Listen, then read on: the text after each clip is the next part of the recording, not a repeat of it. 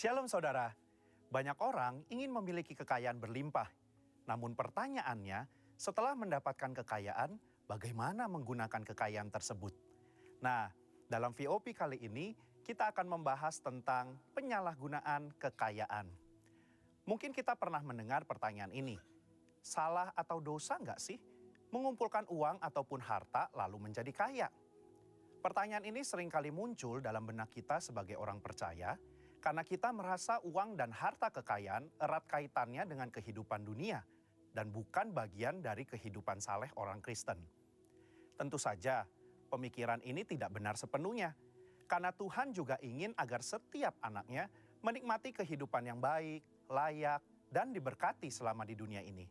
Namun, Dia ingin agar hati kita tidak melekat pada kekayaan itu, dan kita memperoleh serta mempergunakan kekayaan tersebut dengan cara yang benar. Sebagai contoh, setelah kita mendapatkan uang, maka uang tersebut dapat digunakan sebagai alat transaksi untuk memenuhi kebutuhan hidup kita sehari-hari, seperti makan, tempat tinggal, transportasi, dan juga membiayai uang sekolah atau kuliah. Bahkan kita juga bisa memakai uang dan harta kekayaan kita untuk menolong orang lain yang membutuhkan tentunya, dan memuliakan Tuhan. Di mana hari-hari ini pun kita diingatkan untuk memberi dalam kemurahan. Oleh karena itu, mengumpulkan harta tidaklah salah dan bukanlah dosa, selama hati kita tidak melekat pada kekayaan itu. Dan kekayaan itu diperoleh serta digunakan dengan tujuan yang benar, berguna, dan bertanggung jawab. Kita dapat melihat tokoh-tokoh Alkitab seperti Abraham, Ishak, Yakub, Yusuf dari Arimatea, dan Lydia pedagang kain ungu dari Tiatira juga adalah orang-orang yang diberkati dengan kekayaan. Artinya, Tuhan tidak melarang kita menjadi kaya. Namun Alkitab melarang orang percaya memperoleh kekayaan dengan cara yang tidak halal dan menyalahgunakan kekayaan tersebut. Di dalam Yakobus 5 ayat 1-6, Yakobus mengecam orang-orang kaya pada saat itu karena mereka menyalahgunakan kekayaan. Mereka bertindak sewenang-wenang terhadap orang-orang yang bekerja pada mereka dan hanya memperkaya diri tanpa mempedulikan kepentingan orang lain. Kekayaan menjadi tujuan hidup mereka, dan ini merupakan gambaran cinta akan uang, di mana karena seorang ingin kaya, ia menghalalkan segala cara demi memperoleh kekayaan itu dan menggunakannya untuk kepuasan diri. Menurut Yakobus 5 ayat 1-6, ada 3 dosa atau kesalahan yang dilakukan oleh orang-orang yang memiliki kekayaan. Yang pertama, menahan upah. Tindakan menahan upah merupakan tindakan yang tidak seharusnya dilakukan oleh orang yang diberkati Tuhan dengan kekayaan. Dalam Yakobus 5 ayat yang keempat, orang-orang yang kaya tidak membayar upah buruh sebagaimana yang telah disepakati menurut nilai dan waktunya. Orang-orang ini menahan upah dengan cara yang curang. Mereka terus memperkaya diri dengan cara menindas buruh mereka sendiri. Mereka tidak mempedulikan hukum Tuhan tentang orang upahan. Dan ini kedua, menggunakan kekayaan untuk kepuasan daging. Yakobus 5 ayat 5 menggambarkan bagaimana orang-orang yang telah menerima kekayaan menggunakannya untuk hidup mewah, berfoya-foya, serta memuaskan keinginan hati dan daging mereka. Tentu saja ini bukanlah tujuan yang dikehendaki oleh Tuhan dan merupakan suatu dosa. Sekalipun kekayaan itu diperoleh dengan cara halal, kita tidak boleh menggunakannya untuk kepuasan diri sendiri. Di sini, Yakobus tidak melarang orang percaya menjadi kaya karena berkat Tuhan. Tetapi kekayaan yang berlimpah itu harus digunakan untuk rencana dan kehendak Tuhan serta memuliakan Tuhan. 3. Menguasai pengadilan. Yakobus 5 ayat 6 memberikan gambaran bagaimana orang-orang yang dengan kekayaan mereka ikut mengadili, menghukum, dan bahkan membunuh orang benar yang tidak dapat melawan. Pengadilan pada masa Yakobus dikuasai oleh orang-orang yang dengan kekayaannya menyuap para hakim dalam memberi putusan. Para buruh yang benar tetapi miskin dikalahkan dengan putusan yang tidak adil dan mereka tidak dapat melawan kembali. Selanjutnya dalam Yakobus 5 ayat 1-3 terdapat konsekuensi bagi orang-orang yang mempergunakan kekayaan dengan cara yang tidak benar. Yang pertama, mereka mengalami kesengsaraan. Yang kedua, lenyapnya kekayaan mereka. Dan yang ketiga, rusaknya watak mereka sendiri. Sebagai kesimpulan, Tuhan tidak melarang kita menjadi kaya. Namun jangan sampai kita memperoleh kekayaan dengan cara yang salah dan bahkan menyalahgunakan kekayaan tersebut. Di sini kita diminta untuk memperoleh kekayaan dengan cara yang benar, tidak menindas dan merampas hak orang, serta tidak menghalalkan segala cara. Setelah kita mendapatkan kekayaan tersebut, marilah kita pergunakan untuk memberi dengan murah hati kepada sesama dan memuliakan Tuhan, bukan untuk kepentingan diri sendiri. Biarlah kita menjadi orang-orang yang dipercayakan harta kekayaan dari Tuhan dengan tetap melakukan kehendak-Nya serta memuliakannya lewat kekayaan kita. Saudara, untuk penjelasan lengkapnya dari tim teologi kami, mari buka link yang ada di atas atau scan QR Code yang tersedia. Tuhan Yesus memberkati. Shalom Grow Center. Shalom. Shalom. Boleh saya undang kita semua bangkit berdiri. Dengan segala kerendahan hati saya memohon kepada jemaat yang ada di belakang boleh maju ke depan. Michael boleh maju ke depan. Lebih supaya kita bisa lebih dekat lagi, lebih erat lagi. Boleh yuk. Kita mulai ibadah kita saudara. Boleh 2 bangku, 3 bangku di depan diisi dulu. Haleluya. Sama-sama kita puji Tuhan. Kasih tahu satu sama lain bilang Tuhan Yesus baik. Amin. Tuhan Yesus baik. Tuhan Yesus baik. Yes. Haleluya.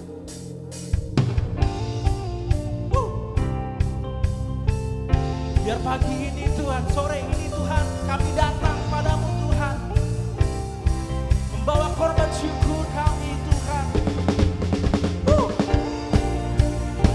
Sebab Engkau Allah yang baik Tuhan. Engkau Allah yang luar biasa dalam hidup kami. Terima kasih Tuhan. Sama-sama katakan yuk. Teringat kasih setiamu, pertolonganmu yang tepat waktu. Tak pernah ku berjalan sendiri.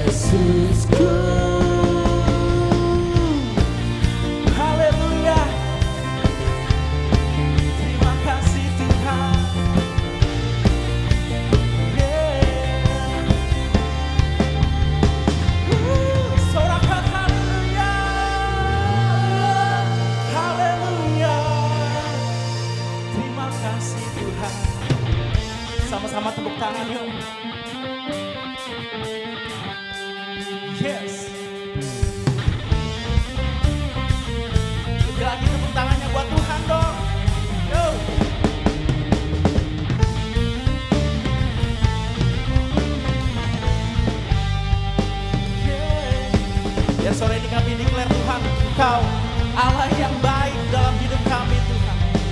Lord you are good, Lord you are good and your mercy endureth forever. Lord you are good, say Lord, you are good and your mercy endureth forever. Lord you are good, Lord, you are good and your mercy endureth forever. Lord you are good, Lord, you are good and your mercy endureth forever. forever. People from every nation, People from every nation and tongue, from generation to generation, we worship you. Hallelujah, hallelujah. We worship you for who you are. We worship you, Lord. We worship you. Hallelujah, hallelujah. We worship you for who you are. For who you are. For who you are. Oh, oh, oh, oh, oh,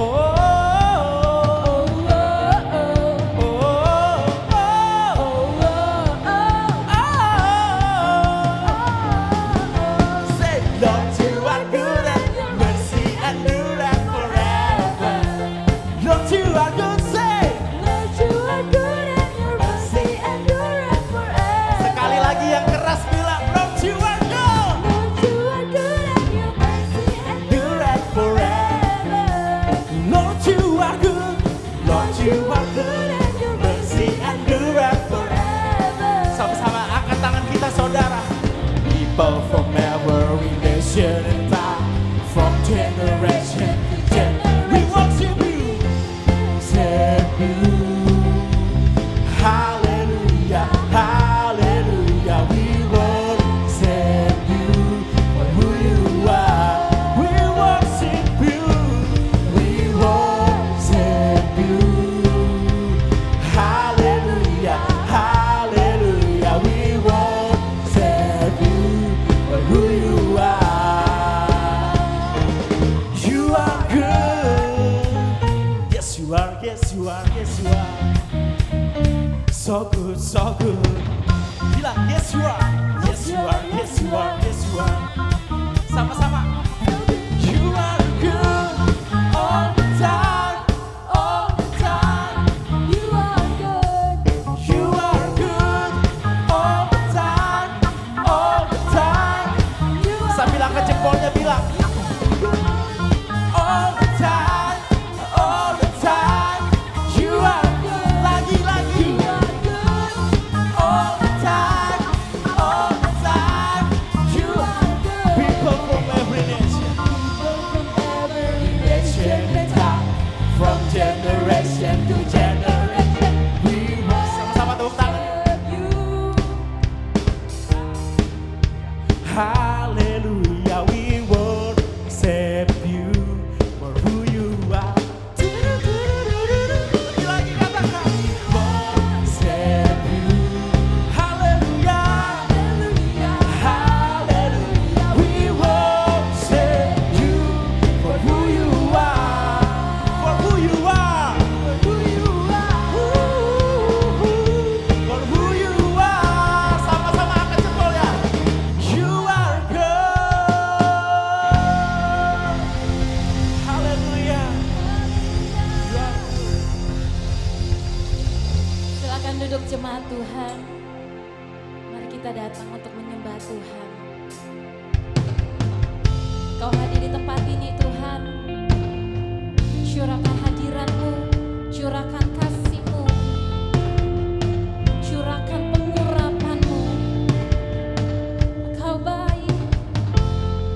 Engkau baik Tuhan. You are good.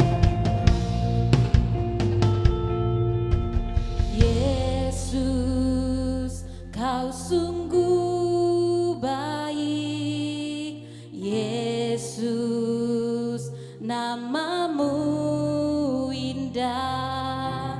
Yesus, ku cinta Kau selalu ku tinggikan, ku agungkan selamanya.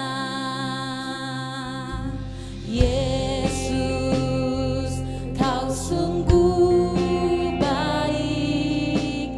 Yesus, namamu indah. Yesus, ku cinta Kau selalu, ku tinggikan, ku agungkan selamanya. Ku mau memujimu, ku selalu pujimu. Ku mau menyembahmu, ku selalu sembahmu. Kau yang layak terima semua pujian, kemuliaan hanya bagi Tuhan. Kasih tepuk tangan yang terbaik buat Tuhan Yesus. Ini pujian kami, ini pengagungan kami buat Engkau. Yesus, Kau sungguh baik. Yesus, namamu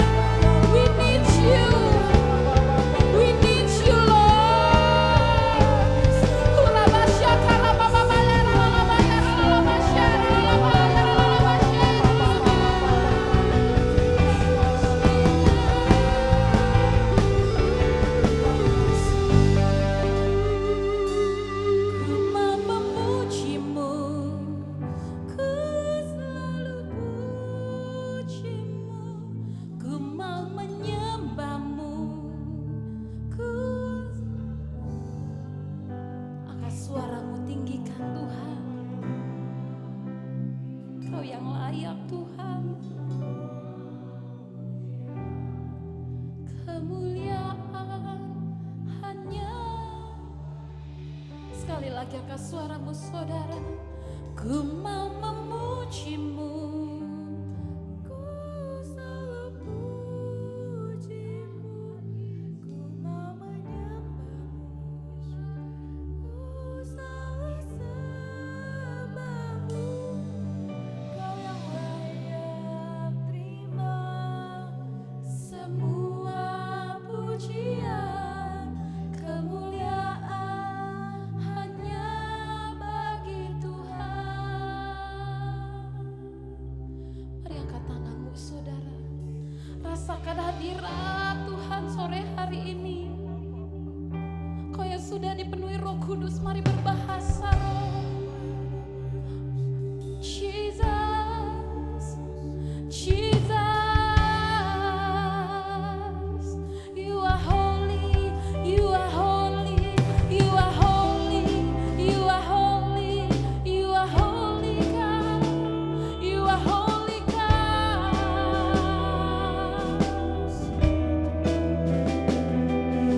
You are holy, you are holy, you are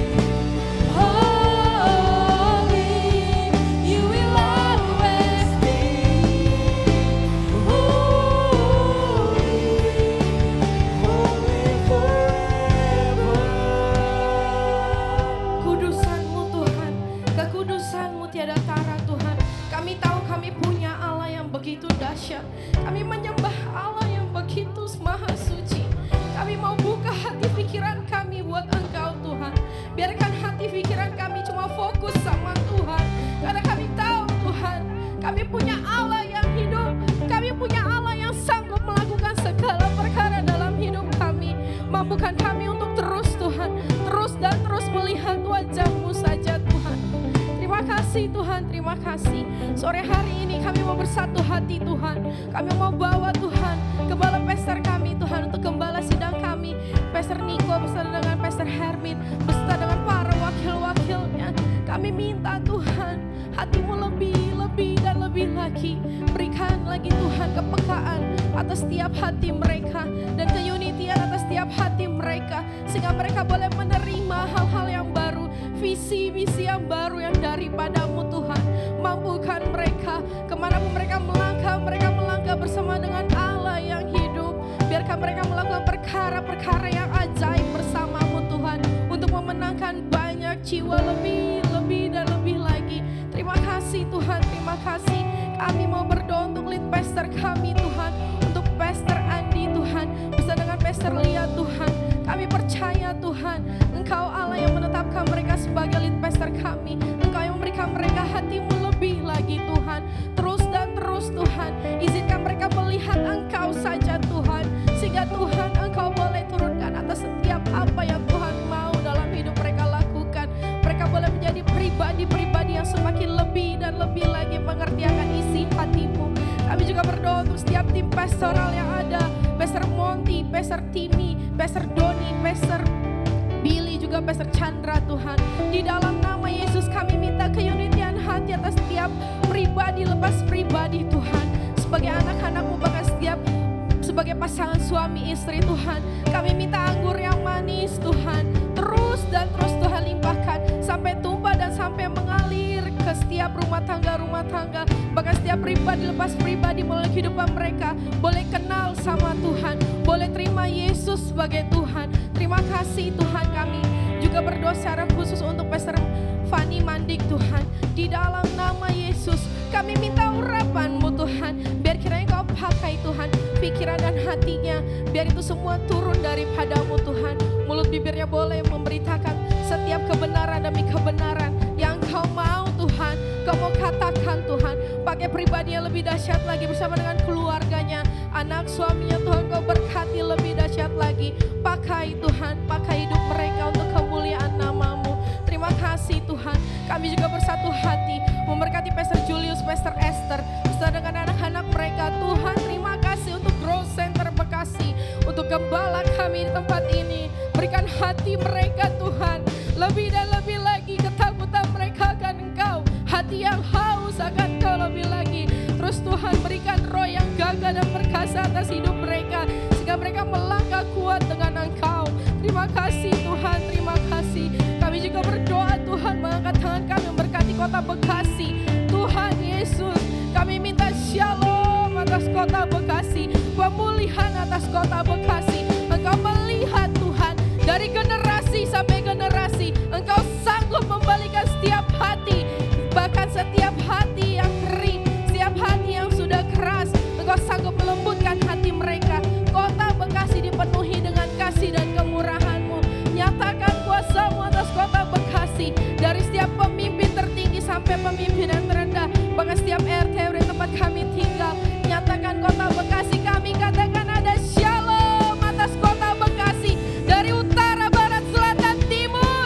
Nama Tuhan ditinggikan atas kota Bekasi. Setiap pribadi lepas pribadi kembali sama Tuhan. Terima kasih Tuhan. Kami juga mau mengangkat tangan kami. Kami mau berdoa untuk bangsa negara kami, untuk Indonesia. Kami mau berkatakan ada shalom, ada pemulihan atas Indonesia. Kami berdoa untuk Pak Jokowi, Pak Maruf Amin sebagai pemimpin kami Tuhan. Berikan hati-Mu lebih lagi Tuhan. Berikan pengampunan, bahkan berikan belas kasihan-Mu atas Indonesia. Tuhan, kami berdoa untuk rencana pemilu di 2024. Siapapun Tuhan pemimpin yang akan memimpin bangsa ini, kami minta hatinya Tuhan. Kami minta belas kasih-Nya Tuhan, sehingga di Indonesia ada kemenangan. Di setiap pelosok demi pelosok Tuhan, ada nama Tuhan ditinggikan. Setiap pribadi lepas pribadi balik sama Tuhan, kembali sama Yesus Kristus Tuhan. Terima kasih Tuhan atas tanah air, bahkan udara yang ada di Indonesia. Kami nikmati dengan begitu sempurna karena Engkau mengasihi Indonesia. Indonesia ada di hatinya Tuhan, ada di dalam perkenanannya Tuhan. Terima kasih kalau kami boleh menjadi warga negara Indonesia. Indonesia sampai ke bangsa-bangsa. Terima kasih Tuhan Yesus. Kami percaya kami punya Allah yang sanggup melakukan segala perkara. Terima kasih dan kami mau taruh itu di dalam nama Yesus Kristus Tuhan. Dan kami percaya setiap doa yang kami bawa, yang kami angkat, kami naikkan. Tuhan, Engkau yang mendengar dan Engkau yang sanggup menjawab. Terima kasih Tuhan, terima kasih. Kami mengucap syukur. Haleluya. Amin. Haleluya. Shalom Grow Center Bekasi. Baik, sebelum duduk boleh lihat kanan kirinya. Boleh kasih tos bilang gini, sudah kenyang opor ayam dan ketupat? Yeay. Oke, silakan duduk para jemaat Tuhan yang terkasih. Saya akan membacakan pengumuman sepekan. Yang pertama yaitu Gen Kongko. Wow, apa tuh Gen Kongko? Ini adalah kegiatan dari Generation. Jadi buat Bapak Ibu, teman-teman sekalian yang masih usia SMP, SMA, kuliah, kerja, ayo ikut Gen Kongko. Minggu lalu kita bahas seru banget soal relationship. Jadi all about relationship. Jadi teman-teman yang minggu kemarin ketinggalan atau yang masih kayaknya ada pertanyaan-pertanyaan yang belum terjawab, boleh ikut lagi Geng Kongko yang akan dilaksanakan minggu depan hari Sabtu. Tolong catat ya, hari Sabtu tanggal 29 April 2023 jam 16.30, tempatnya di ruang GC2, yaitu di ruang sebelah. Ayo ajak teman-teman semua sekalian, kita mau kongko. Jadi kita ngobrol, santai, ngopi-ngopi, ngemil-ngemil sore-sore. Yes, selanjutnya ada Azusa Street Prayer Tower. Ini adalah rumah doa, diikuti oleh seluruh bangsa-bangsa yang ada. Tetap diadakan setiap hari Kamis jam 23.00. Mungkin ada Bapak Ibu atau teman-teman sekalian yang rindu untuk berdoa bersama dengan bangsa-bangsa, bisa menghubungi GC Info. Ini dilakukan secara online Bapak Ibu, jadi ayo yang rindu berdoa, kita sama-sama berdoa buat kebangkitan bangsa-bangsa. Haleluya. Selanjutnya ada Grow College, yaitu ada Career Fest 2023. Woo! Ya buat teman-teman, ini dilakukan secara onsite tapi dilakukannya di GC Jakarta. Jadi di Mall Gandaria City dengan tema Elevate Your Caliber with the Provider. Ini dilaksanakan hari Sabtu tanggal 29 April, ini dari pagi dengan narasumber-narasumber pembicara-pembicara yang pastinya sangat memberkati kita semua. Itu dilaksanakan di jam 10 pagi sampai jam 6 sore. Bagi teman-teman semua yang rindu ikut atau mungkin tertarik untuk ikut acara ini, bisa menghubungi GC Info. Acara ini bertempat di GCX, yaitu di Mall Gandaria City, UG Floor di depan The People's Cafe.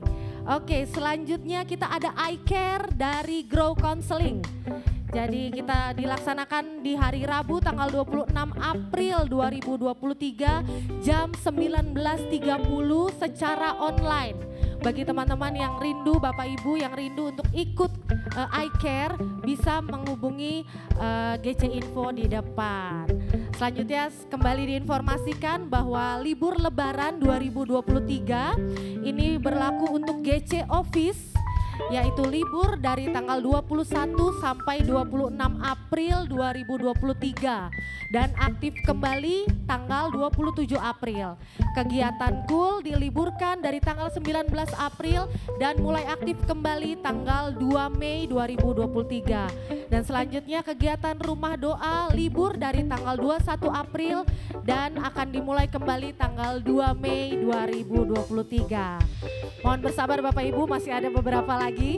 Oke, selanjutnya GBI Gandaria City, ini yang ditunggu-tunggu, akan mengadakan GC Encounter Journey. Woo! Yeay, yang rindu untuk melihat tanah perjanjian boleh lambaikan tangannya.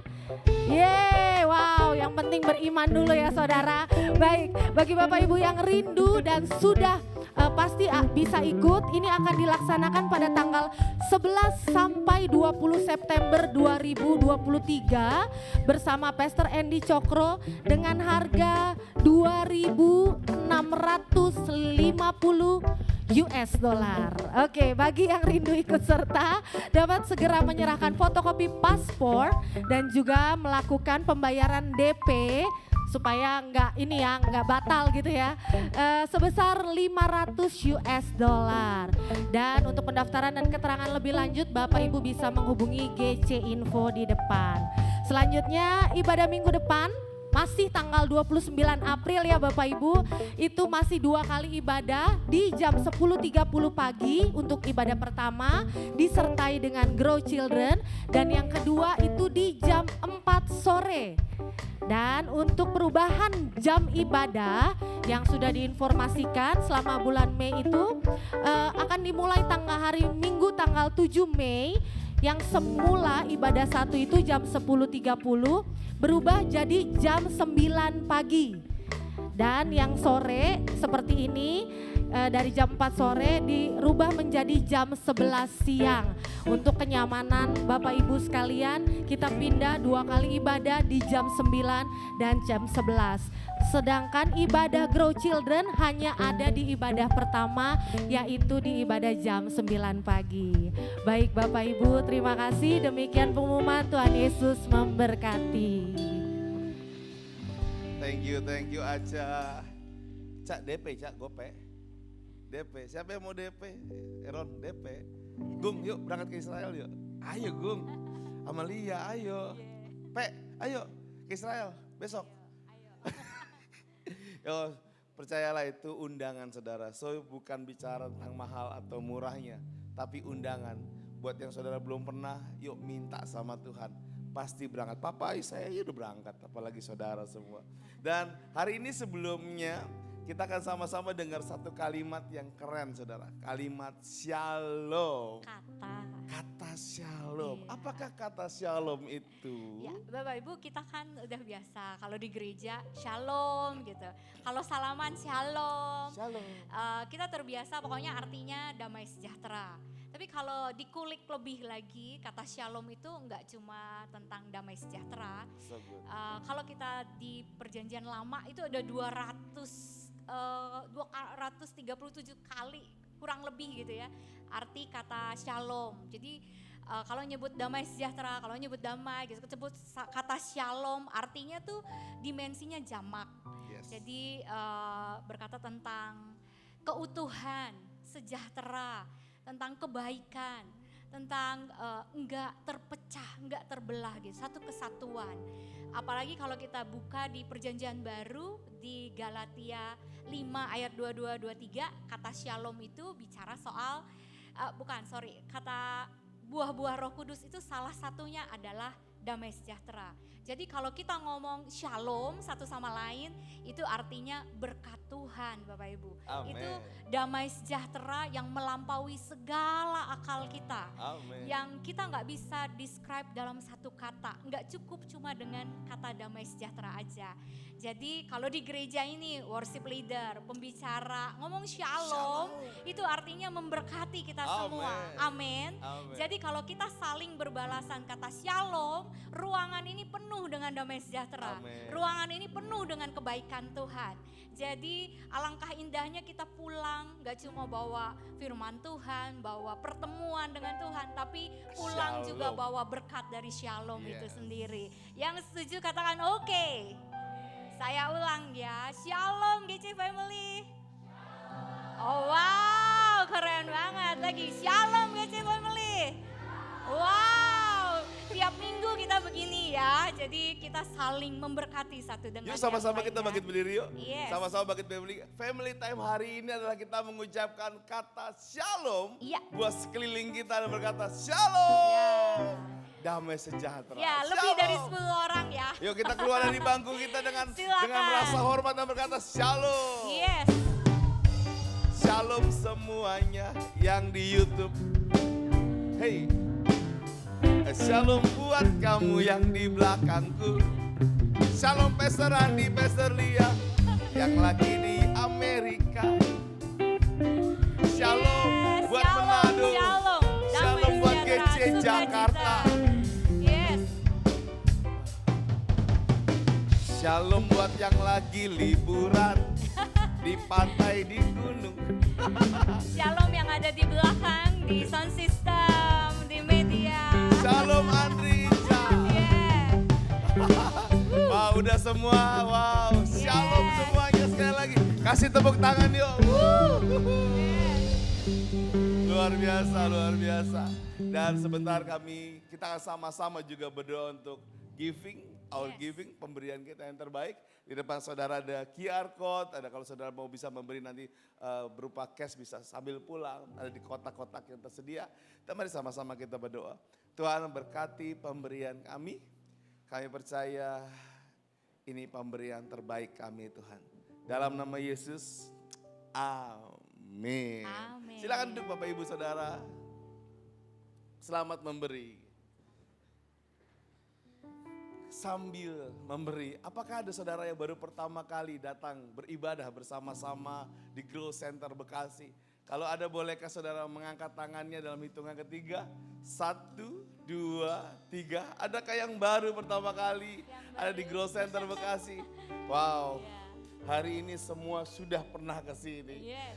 So, luar biasa banget. Tadi pagi kita diberkati dengan luar biasa saudara. Memang tadi pagi masih banyak yang liburan. Jadi banyak juga yang pakai online hari ini. Tapi gak mengurangi damai sejahtera. Sore ini luar biasa, hari ini banyak juga yang bersama-sama dengan kita. Dan sore ini kita akan diberkati, dari pagi beliau ada bersama-sama dengan kita. Yeah. Kalau saya bilang suaminya itu legend di anak muda saudara. Legend banget. Suami dari pastor ini adalah Pastor Semi Mendy. So hari ini mari sama-sama kita sambut Pastor Fanny Fanny Mandi. Mandi. Kasih Yes. tepuk tangan saudara. Welcome, welcome Pastor.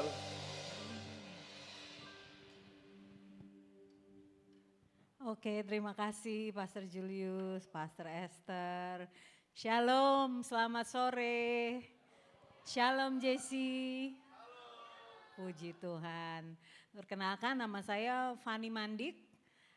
Saya dan suami menggembalakan Home Church, GBI Home Church di Jakarta Selatan. Saya tinggal di perbatasan antara Ciputat dan Bintaro, KTP saya Tangerang Selatan. Jadi hari ini, tadi pagi saya bilang hari ini emang bis aja yang bisa akap. Saya pelayanan juga akap, antar kota, antar provinsi. Tadi pagi saya kesini naik MRT dan KRL ya, pengguna transportasi umum. Puji Tuhan, senang sekali bisa ada di tengah saudara. Terima kasih untuk undangannya ya dari Pastor Lia Cokro. Sebelum kita mulai, mari kita berdoa dulu sama-sama ya. Tapi sebelum saya berdoa, bolehkah saya ajak Bapak Ibu Saudara yang di tengah, di belakang, agak maju ke depan yuk. Biar tadi kan, tadi pagi Pastor Julius bilang biar hangat. Biar hangat, kalau salaman gak usah jauh-jauh, yuk boleh yuk berdiri sebentar, maju ke depan. Biar ada teman colek-colekannya. Senang sekali bisa ada di Grow Center Bekasi, Grow Church ya di Bekasi. Terima kasih banyak.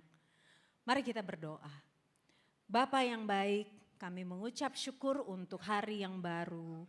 Kami masih bisa diberi kesempatan beribadah bersama di tempat ini. Kami tahu ini anugerah dan kemurahan Tuhan. Karena itu kami mau menghargai anugerah dan kemurahan Tuhan. Dengan membuka hati kami, membuka pikiran kami, membiarkan Engkau berbicara kepada setiap kami. Tuhan, hamba terbatas, perkataan hamba terbatas, namun kuasa-Mu tidak terbatas. Karena itu hamba mempersilahkan Engkau bekerja dengan sepuas-puasnya, memenuhi kebutuhan pribadi lepas pribadi. Hamba tahu ada banyak yang datang dengan pergumulan, karena itu jawab setiap kerinduan, pergumulan mereka Tuhan, sesuai dengan kekayaan kemuliaan Tuhan. Di dalam nama Tuhan Yesus kami berdoa dan mengucap syukur. Amin. Puji Tuhan. Selamat Hari Raya Idul Fitri, by the way. Mohon maaf lahir dan batin. Tidak kebetulan hari ini Hari Raya Idul Fitri yang kedua. Saya diminta untuk bicara tentang topik yang berhubungan dengan Idul Fitri ya. Tentang pengampunan. Wow. Ini kalau kita di Hari Raya, biasanya kan semua bermaaf-maafan, minta maaf, mohon maaf lahir dan batin, mohon maaf lahir dan batin. Baik itu yang sungguh-sungguh minta maaf dan memaafkan, atau yang hanya basa-basi ya. Tapi pada kenyataannya dalam kehidupan kita sehari-hari, mengampuni, memaafkan itu bukan sesuatu yang mudah seringkali, betul? Ya, mungkin kita menyimpan kemarahan, kekecewaan, sakit hati. Mungkin kita dari kecil sampai sekarang kecewa atau sakit hati sama orang tua. Karena mungkin suka dibanding-bandingin sama kakak atau adik atau sama saudara, sama tetangga. Mungkin orang tua juga kecewa atau sakit hati sama anak. Karena apa? Karena anaknya nggak nurut atau nggak menghormati. Mungkin kita kecewa sama pemimpin kita di kantor, di pelayanan, di komunitas, dimanapun. Karena apa? Karena mungkin kita merasa kita tidak diperlakukan dengan adil. Mungkin kita marah atau sakit hati karena berapa tahun yang lalu ada seseorang yang mengucapkan sesuatu yang merendahkan kita. Dan itu masih ingat ya, masih tersimpan di hati kita. Betapa sulitnya kita melepaskan pengampunan. Di sini kita bisa lihat betapa hati manusia itu sangat rentan untuk terluka. Ya. Kenapa? Karena kita adalah orang-orang yang pernah buat salah, masih buat salah, bahkan mungkin sering buat salah. Ada di sini yang pernah buat salah? Ya, mungkin baru atau sedang, aduh sekarang saya lagi buat salah nih ya. Mungkin kita sering buat salah. Nah, masalahnya bukan hanya kita yang sering buat salah, pernah buat salah, tapi orang lain pun demikian. Dan selama kita masih hidup bersama dengan orang lain yang masih suka buat salah, selama kita masih berinteraksi dengan orang lain yang masih suka buat salah, pasti kita akan dapat kesempatan untuk terluka atau dilukai. Atau kita yang melukai orang lain, betul? Nah, di sini kita lihat betapa hati manusia begitu mudah untuk terluka. Dan kenapa hati kita tuh rentan? Karena memang yang pertama mungkin fragile. Ada luka, ada luka lama ya yang belum pulih, belum diselesaikan. Yang kedua, karena ada dosa kesombongan.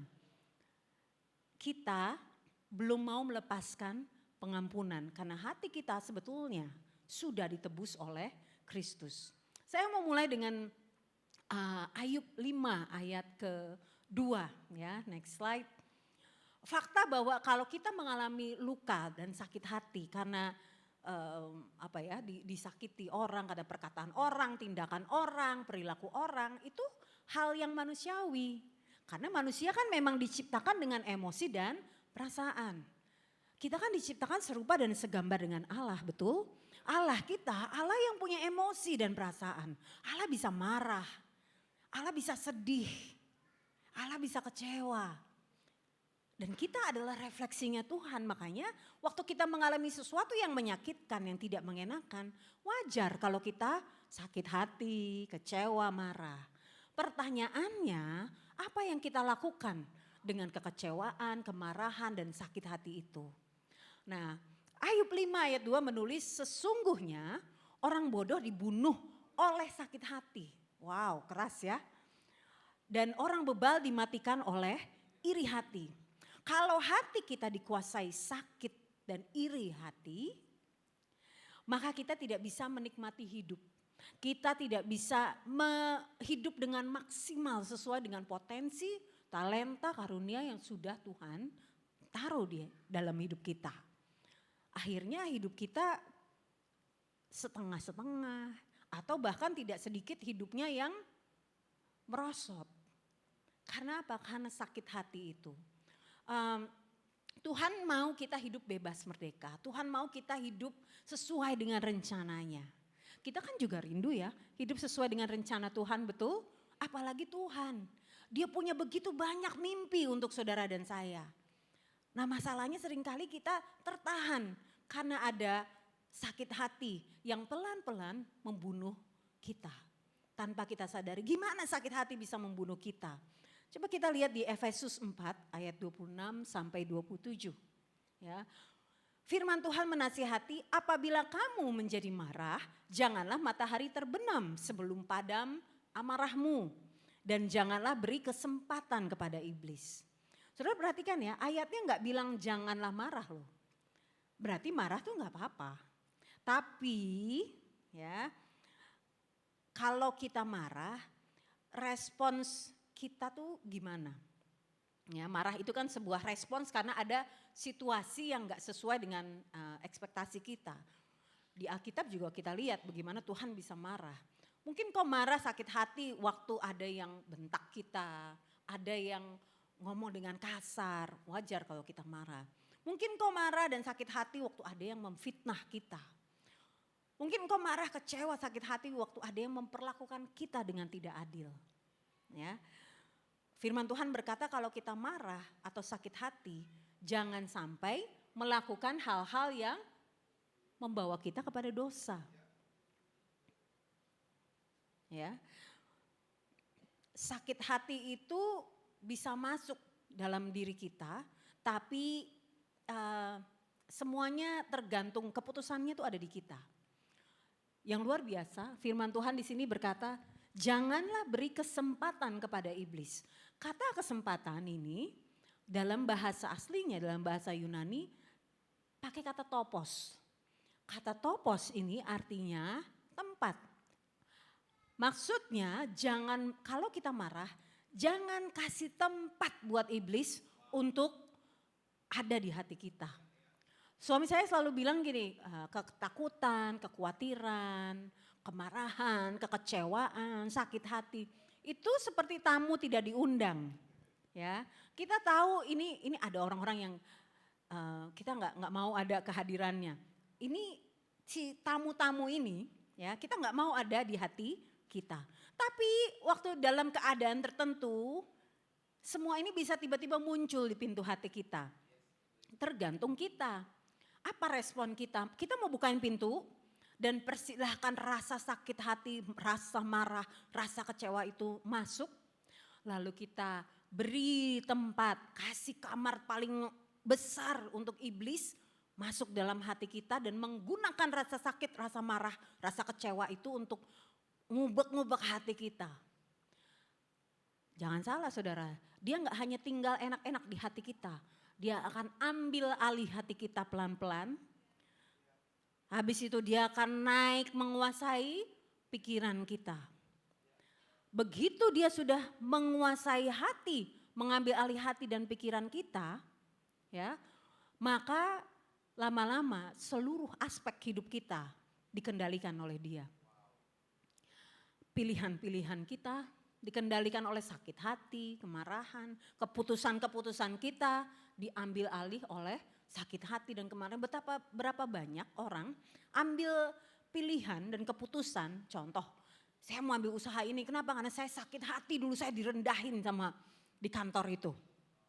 Saya mau buktikan saya enggak seperti itu. Wah, itu keputusan yang diambil keluar dari karena disetir oleh rasa sakit hati, rasa marah.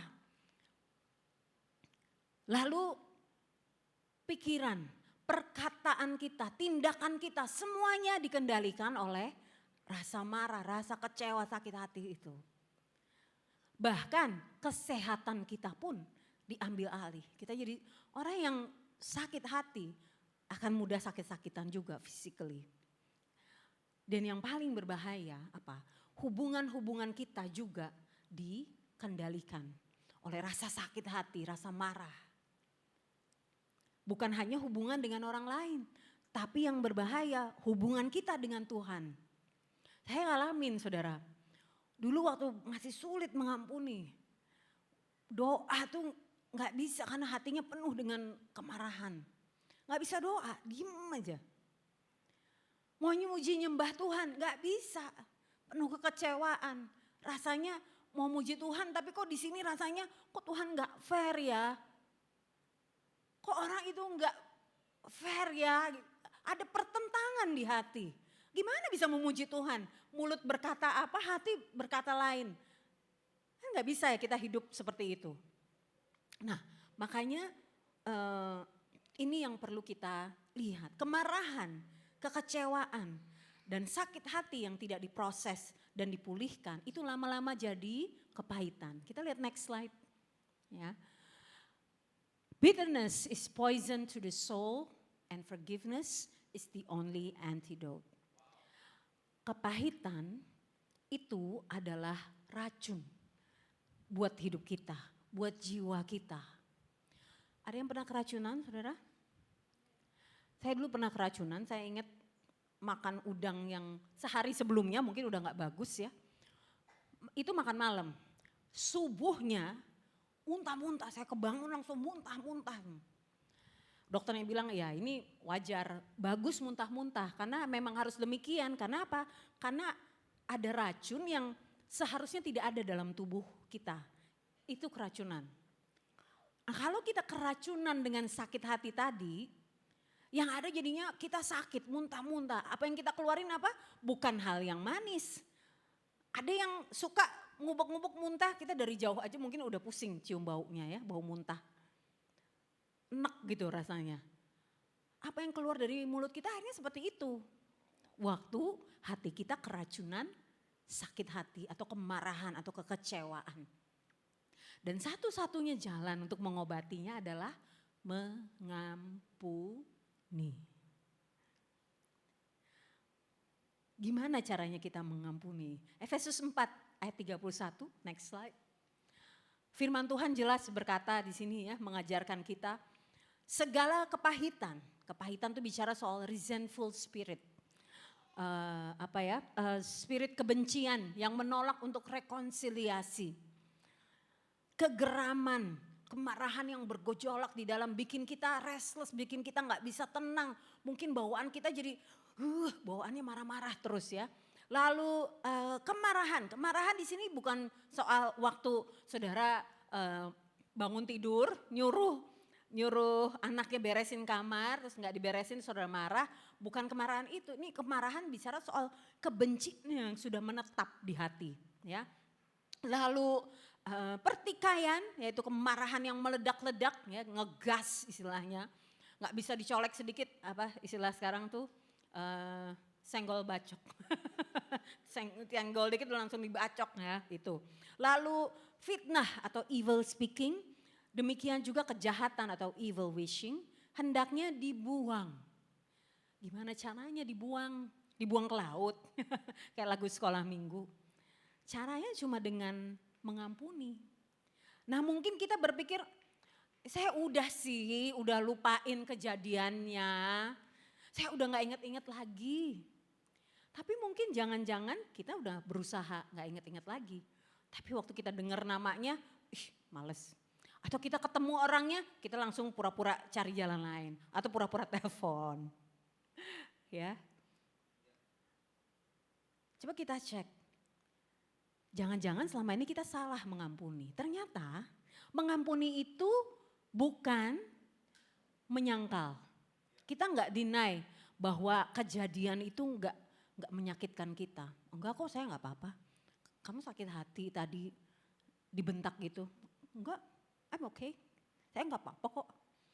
Menyangkal itu bukan mengampuni. Lalu mengampuni itu juga bukan menelan luka. Ya nggak apa-apalah. Ya nasib jadi pelayan Tuhan dihina-hina begini. Itu menelan luka. Belum mengampuni saudara. Bukan juga menyembunyikan. Kita seolah-olah nothing happen. Orang gak tahu apa yang kita rasakan. Mengampuni juga bukan berpura-pura. Pura-pura kejadiannya gak pernah terjadi. Pura-pura melupakan, anggap aja gak pernah terjadi deh. Atau kita berusaha melupakan. Ya, melupakan apa yang terjadi. Yaudah kalau lupa forget aja, forget. Bisa aja kita forget. tapi rasa sakitnya itu masih ada mungkin. Rasa marahnya itu mungkin masih ada. Atau membiarkan orang yang menyakiti kita terus menerus menyakiti kita. Kita pikir dengan begitu kita ngalah aja udah. Kita pikir dengan begitu mengampuni, belum. Saudara, jadi mengampuni itu gimana sebetulnya? Mari kita mulai proses mengampuni ini dengan satu pemahaman bahwa semua orang di dunia ini, termasuk saudara dan saya, termasuk orang yang menyakiti kita, itu butuh pengampunan. Amin. Next slide. Forgiveness is something that everyone needs and eager to receive. Pengampunan itu paling dibutuhkan, paling diinginkan. Kalau kita lupa janji sama orang tanpa sengaja, pasti kan kita minta maaf, aduh maaf ya, maafin. Pasti kita pengen dimaafin dong. Kalau kita salah ngomong sama orang tanpa bermaksud menyakiti, tapi orangnya terluka, kita kan minta maaf, aduh maafin ya, gak sengaja, gak maksud. Kita pengen banget dimaafin, tapi coba dibalik. Kita yang mengalami itu, mungkin gak segitu mudahnya kita memaafkan. Ini membuktikan bahwa forgiveness is something very hard to give. Kita pengen semuanya pengampunan. Kita pengen dimaafin kalau kita buat salah. Tapi waktu orang buat salah sama kita, gak semudah itu Ferguso. Kita bilang gitu. Dan Tuhan Yesus tahu loh. Di Matius 18 ayat 21 sampai 35, Tuhan Yesus menjelaskan tentang perumpamaan ini. Betapa sulitnya bagi kita untuk mengampuni. Tuhan Yesus kasih perumpamaan, kan ada pertanyaan dari murid Yesus. Guru, jadi kita harus mengampuni berapa kali? 7 kali. Tuhan Yesus bilang bukan, 70 kali, 7 kali. Artinya terus menerus berulang-ulang. Dan Tuhan Yesus lalu menceritakan perumpamaan ini.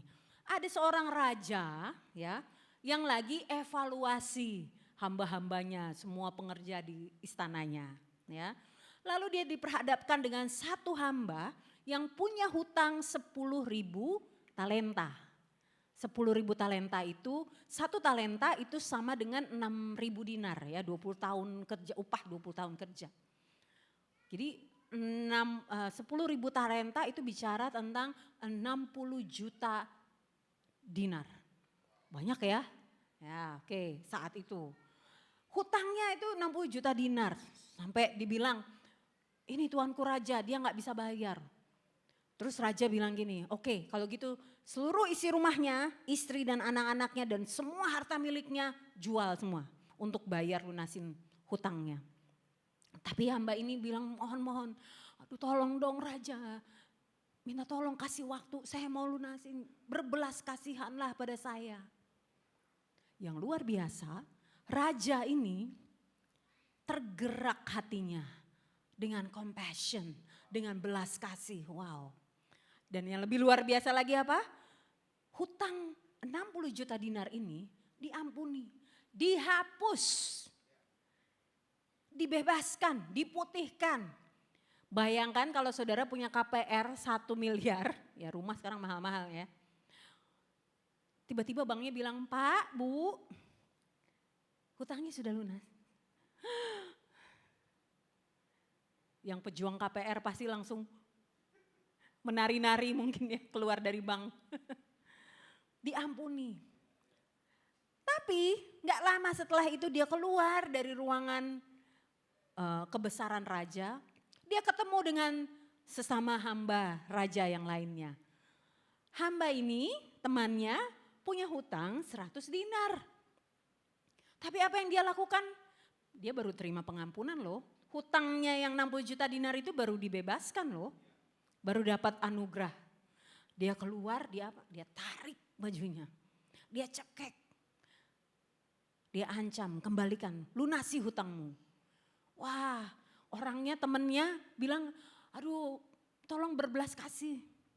Kasih saya waktu saya lunasin hutang 100 dinar itu.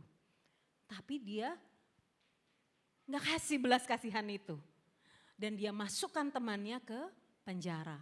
Teman-temannya yang lain, sesama hamba yang lain sedih lihatnya.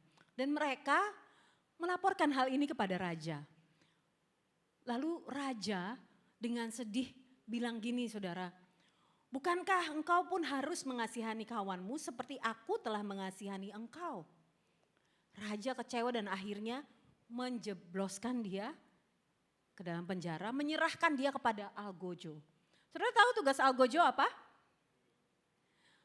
Menyiksa dan membunuh.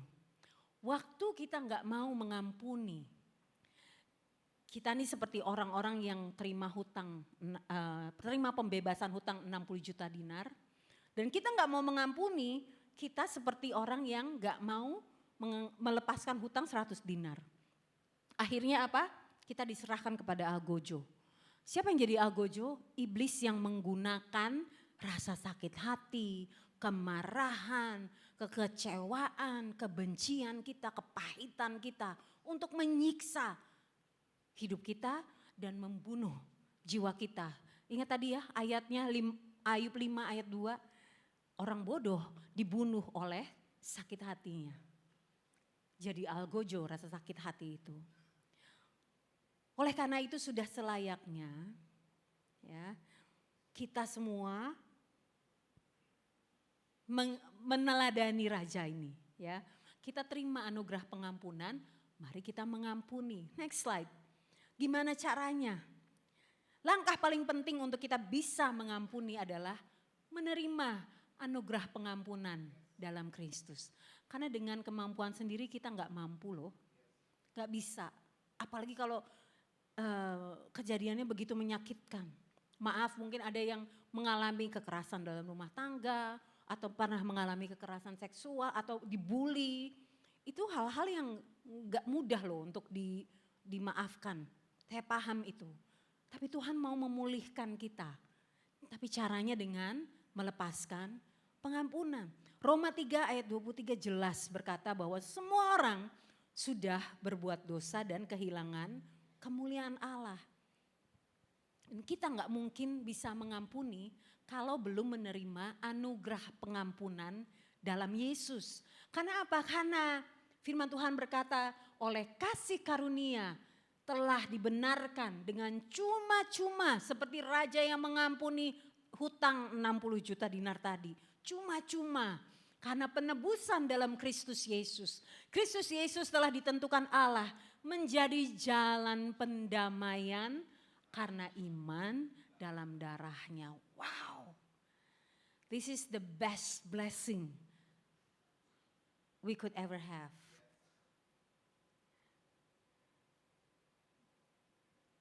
Bulan ini kita memperingati kematian dan kebangkitan Tuhan Yesus ya. Ini bulan yang luar biasa. Dia yang sudah menebus kita dari dosa dan menjauhkan kita dari dosa-dosa yang menjauhkan kita dari Allah. Dan dengan anugerah pengampunan itu kita diperdamaikan bahkan diangkat jadi anak. Oleh karena itu sudah selayaknya sebagai orang yang diampuni kita juga mengampuni. Next slide. The forgiven forgives. Orang yang diampuni, cirinya dia menerima pengampunan adalah mengampuni.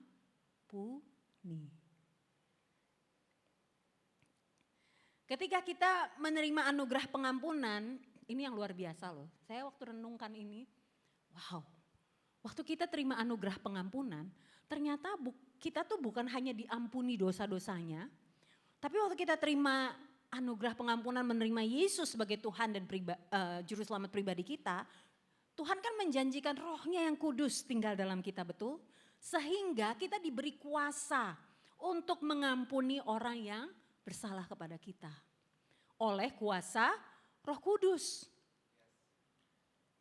Nah, Tuhan kasih paket begitu lengkap. Jadi kalau kita masih belum mau mengampuni, jangan-jangan kita belum sungguh-sungguh terima anugerah pengampunan itu loh. Jangan-jangan kita belum sungguh-sungguh dipenuhi Roh Kudus loh. Tuhan mau memulihkan kita. Amin. Next slide. Gimana caranya kita mengampuni? Ini ada 4 step ya. Katakan 4M. Yuk angkat tangannya, angkat 4. 4M. lakukan 4M ini terus menerus. Setiap kali saudara merasa sakit hati, marah, kecewa, sulit melepaskan pengampunan, mari kita lakukan 4M ini. Jangan skip ya. Yang pertama, menyadari peristiwanya. Ada peristiwa yang begitu menyakitkan. Mungkin kau ingat dulu waktu SD pernah dipermalukan sama guru di depan kelas. Mungkin waktu itu nggak tahu, nggak ngerti apa-apa. Tapi sekarang tiba-tiba saudara teringat. Ternyata peristiwa itu menyakitkan, melukai kita. Sadari peristiwa itu. Kalau ada orang, mungkin kau sedang pelayanan dan kau dengar apa kata orang dan kau sakit hati. Jangan disangkal, jangan berusaha ditutup-tutupi. Sadari bahwa aduh tadi omongan itu tuh menyakitkan loh. Ya. Lalu setelah itu apa? Akui rasa sakitnya. It's okay kalau kita merasa sakit hati. Akui. Nah banyak nih ya, kalau kita sebagai orang percaya, kita kan tahu gak boleh sakit hati. Kita berusaha tutup-tutupin, berusaha kuat-kuatin. Seolah-olah kalau kita jadi manusia yang kuat dan gak pernah punya rasa sakit, itu kita jadi orang hebat. Padahal Tuhan Yesus aja mengalami sakit hatinya waktu dia mau disalib. Dia ditinggalin loh sama murid-muridnya, dihianati loh. Dia tahu rasanya. Jadi waktu kita ngalamin sakit hati, akui perasaan kita, emosi kita perlu divalidasi. Caranya apa? Diakui. Akui sama Tuhan, Tuhan aku sakit hati. Tuhan aku marah, Tuhan aku kecewa. Atau kalau saudara punya safe person, orang-orang yang bisa saudara percayai, ngomong. Akui rasa sakitnya, tidak berhenti di situ supaya apa? Supaya saudara bisa menyerahkan rasa sakit dan peristiwa yang menyakitkan itu kepada Yesus. Ini step yang penting. Karena apa? Karena kita nggak bisa mengampuni tanpa kasih dari Yesus. Baru setelah itu saudara mengucapkan pengampunan. Masalahnya banyak dari kita skip 1, 2, 3 ini kita langsung mengucapkan pengampunan. Kenapa? Kan kita pelayan, kan kita orang Kristen. Firman Tuhan bilang harus mengampuni. Kita skip 3 ini, padahal 3 ini penting. Supaya apa? Supaya rasa sakitnya, kemarahannya, kekecewaannya itu tidak mengeras dan membatu di hati kita. Itu yang bikin kita jadi sulit mengampuni sebetulnya. Ya. Nah, ini yang perlu kita lakukan. Dan pengampunan, ini yang perlu kita sadari. Pengampunan adalah keputusan dan ketetapan hati. Next slide. Hanya orang yang hatinya sudah ditebus dan disucikan oleh pengampunan di dalam Yesus yang bisa memutuskan dan menetapkan hati untuk mengampuni. Karena tahu hatinya sudah diampuni, hidupnya sudah diampuni. Ya. Pengampunan itu tidak tergantung pada keadaan. Gak mungkin aku memaafkan dia, gak mungkin banget. Pengampunan gak tergantung orang yang menyakiti kita. Mungkin orangnya sengaja loh melukai kita. Mungkin dia gak mau ngaku, dia ngotot gak mau ngaku kesalahannya. Mungkin dia gak mau minta maaf sama kita. Kita gak perlu tunggu orangnya minta maaf dulu untuk kita lepaskan pengampunan. Pengampunan itu keputusan kita. Pengampunan juga tidak membenarkan kesalahan yang dibuat oleh orang itu. Belum lama saya ngobrol dengan salah satu teman yang dia bilang gini, ada konflik dengan anaknya. Saya bilang kenapa nggak ngalah dulu? Kamu mau ngotot-ngototan bener-beneran prinsip, menang-menangan prinsip, atau kamu mau menangin hubungan ini? Yang mana? Ya hubungan sih, ya. Kenapa nggak ngalah dulu? Tapi nanti dia merasa bener dong. Saya nggak pegang prinsip saya dong. Nah, waktu kita mengampuni, kita tidak sedang membenarkan apa yang dilakukan orang itu. Mungkin yang dilakukan orang itu salah, menyakitkan, melukai, mengecewakan. Enggak. Forgiveness doesn't excuse the wrong behavior. Pengampunan itu enggak membenarkan tindakan atau perkataan atau perlakuan yang salah yang menyakiti. Forgiveness prevents the behavior from destroying your heart. Pengampunan itu menghindarkan menjaga hati kita supaya perlakuan orang itu tidak menghancurkan hati kita. Jadi pengampunan itu nggak ada hubungannya dengan apakah orang itu minta maaf dulu, apakah ini prinsip saya berarti saya lemah dong nih, ya. Mengampuni itu pilihan. Kalau kita belum bisa mengampuni orang, sebetulnya bukan belum mau, tapi kita masih masih memilih dan memutuskan untuk menyimpan rasa marahnya, pahitnya, kecewanya, sakit hatinya, dan memilih untuk nggak mau mengampuni dia. Nah, kalau saudara merasa orang itu juga tidak layak untuk diampuni, nggak banyak juga loh, nggak pantas orang itu diampuni, keterlaluan. Mungkin orang tua yang marah sama anaknya, nggak pantas dia diakuin jadi anak lagi, putus hubungannya. Kalau sudah begitu, saudara ingat ini, sesungguhnya tidak satu pun dari kita yang layak diampuni oleh Tuhan. Kita semua nih manusia yang berdosa, yang hutangnya seperti tadi ya, 60 juta dinar, terlalu besar dosa kita. But God forgives us anyway. Tuhan ampuni kita loh. Tuhan ampuni kita bukan, kalau saudara pikir Tuhan ampuni karena saudara Kristen dari lahir, saudara salah. Kalau saudara pikir Tuhan ampuni saudara karena saudara pelayanan di sini, saudara rajin berdoa, no. Tuhan mengampuni kita hanya karena dia sayang sama kita. Kita nggak punya andil sebetulnya dalam pengampunan kita loh. Loh kan tapi hati kita mau bertobat, kita mau berbalik, itu pun pekerjaan Roh Kudus. Jadi semua tuh anugerah Tuhan, saudara. Demikian pula mengampuni. Kita mengampuni orang bukan karena orangnya layak diampuni atau enggak. Kita mengampuni orang karena Tuhan begitu mengasihi kita. Dan saudara ingat ini, saya ingat waktu saya masih sulit mengampuni orang ya. Tiap kali saya mau mengampuni dan rasanya sakit hati ini, saya bilang gini sama diri saya sendiri. Tuhan Yesus juga mati untuk orang itu. Siapa saya nggak mau mengampuni? Kurang ajar saya sama Tuhan. Begitu kita ingat fakta itu, maka kita akan lebih menghargai anugerah Tuhan. Iya Tuhan, walaupun aku nggak sanggup tapi aku mau. Beri aku kemampuan. Makanya pengampunan itu jadi bukti penyerahan hidup kita kepada Tuhan.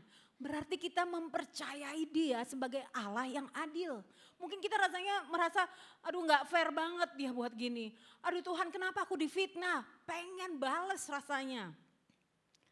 Tapi waktu kita melepaskan pengampunan, kita sedang menyerahkan hidup kita dan percaya Tuhan akan melakukan yang terbaik.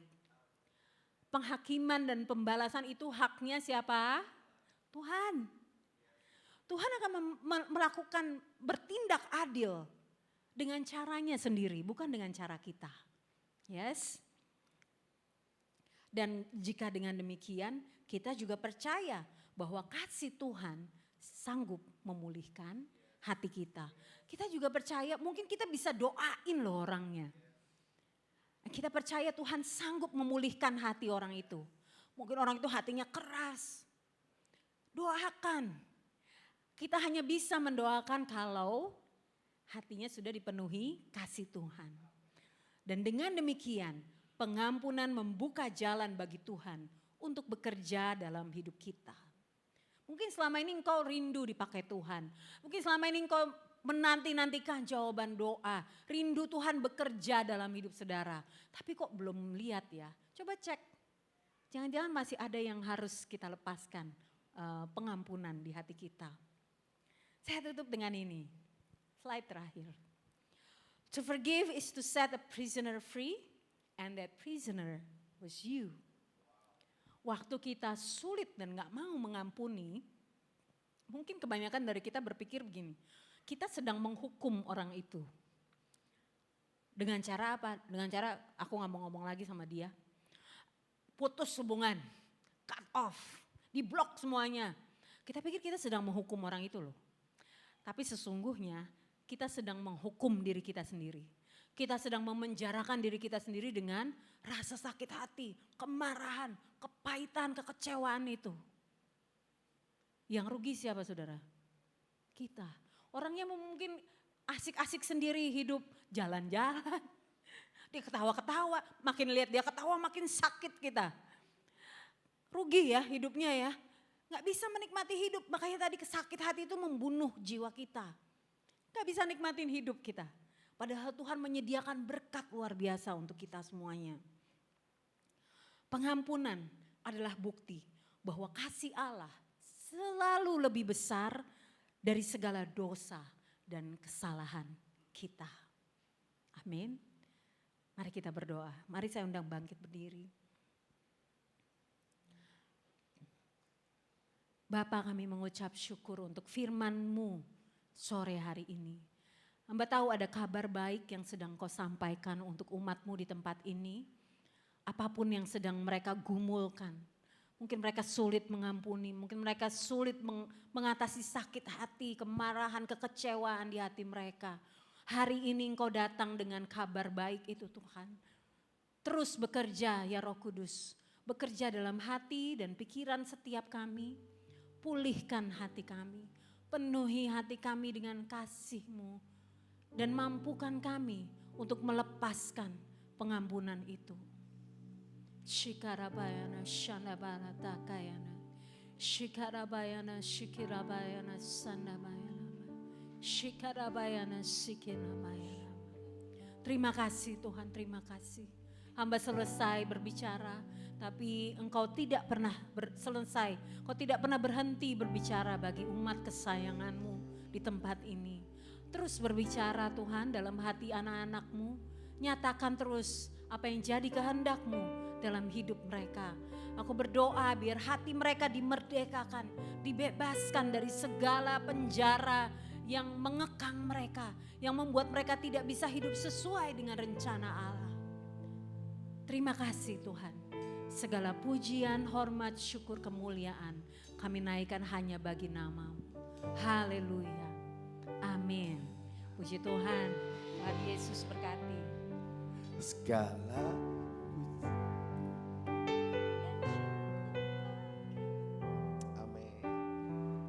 Allah yang mulia, kuduslah nama-Mu. Kaulah yang awal, yang akhir dari segalanya. Yesus, Kaulah pujian bagiku. Oh, saya diberkati banget buat pesan Tuhan hari ini.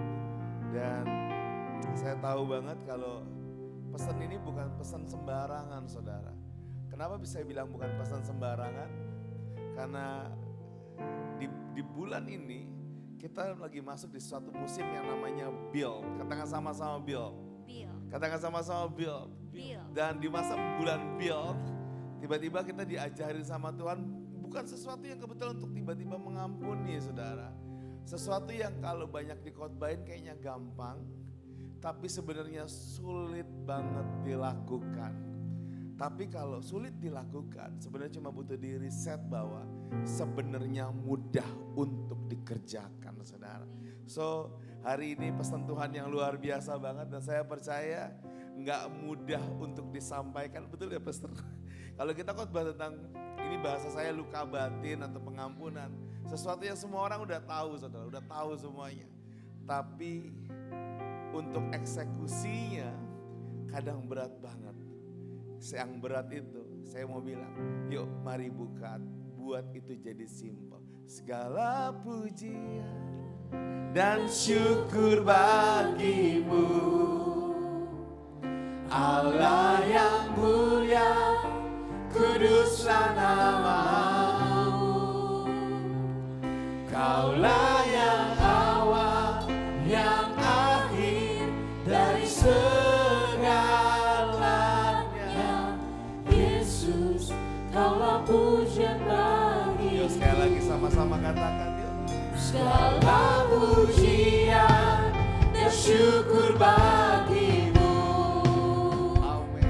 Allah yang mulia, kuduslah namamu.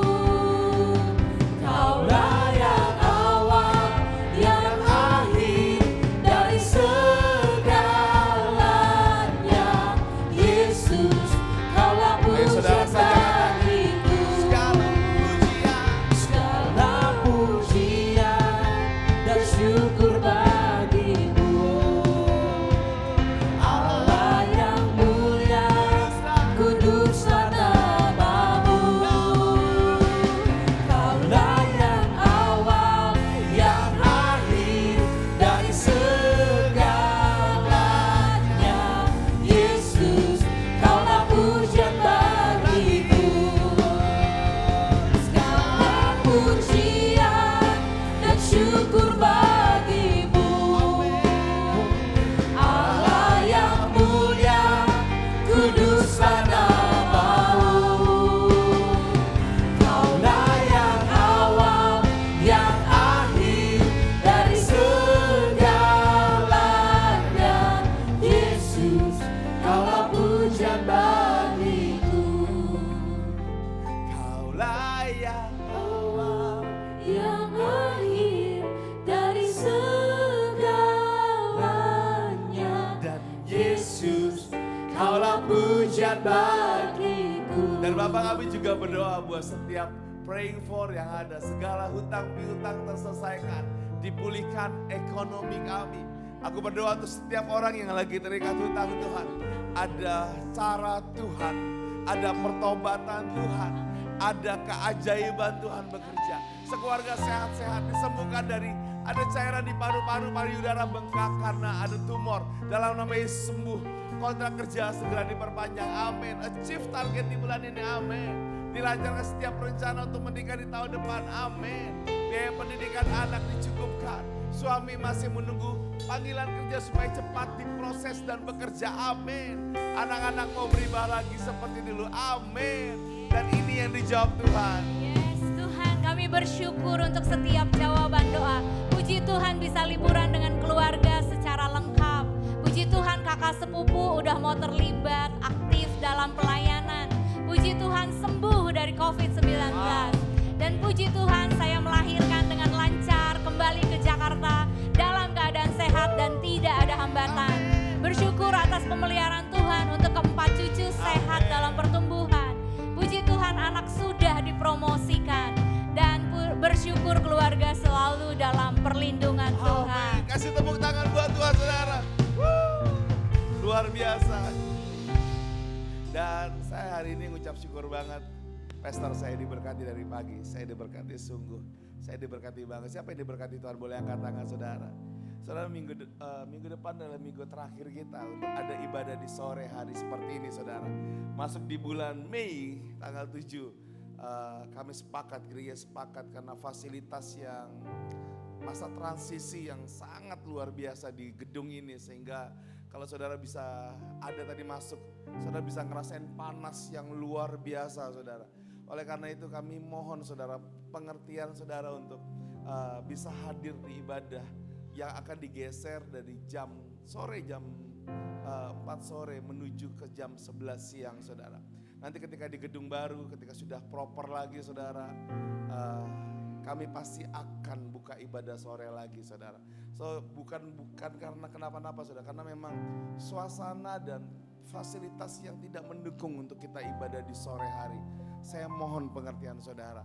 So buat saudara yang bersuka cita untuk sama-sama akan berada di Growth Center di ibadah siang, katakan amin. Amin. Lega saudara. Saya tetap kepikiran karena saya tahu saudara nggak mudah. Pastor saya biasa bangun sore, saya bangun siang pastor. Ya lebih dipagin saudara, biar bisa ibadah bareng-bareng. Dan sekali lagi saudara, saya percaya banyak saudara yang lagi liburan, yang di YouTube lagi liburan. Saudara bisa lihat di Growth Center Church. Saudara jangan pernah lupakan ibadah. Dan minggu depan pasti akan ramai kembali dengan orang-orang yang sudah kembali sama-sama kita. Pesan saya bukan cuma tentang oleh-oleh. Selamat sampai ke Bekasi. Dan buat yang bawa oleh-oleh, kasihlah buat satu gereja saudara. Buat yang di online, kasihlah. Oh langsung besok pindah gereja. Enggak, jangan saudara. Segala pujian dan syukur bagimu. Amin. Allah yang mulia, kuduslah namamu. Amin. Kaulah yang awal, yang akhir dari segalanya. Yesus, kaulah pujian bagiku. Segala pujian dan syukur bagimu.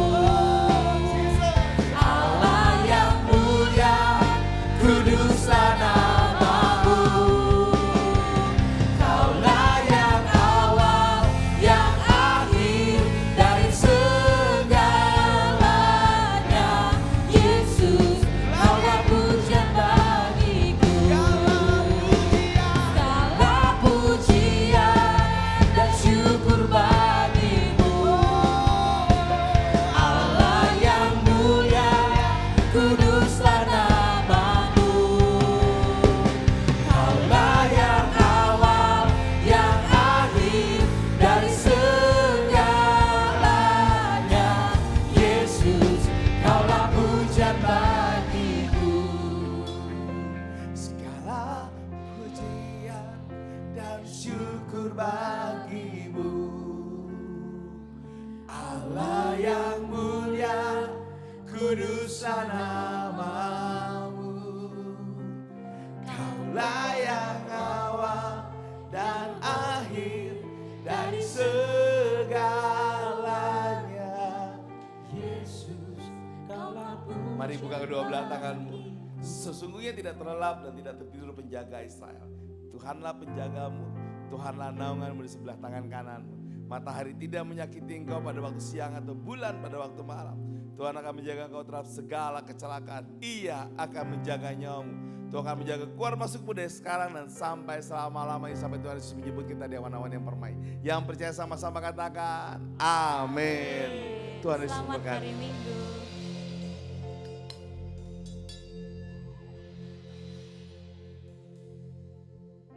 Bagi Bapak Ibu yang ingin memberikan persembahan, boleh.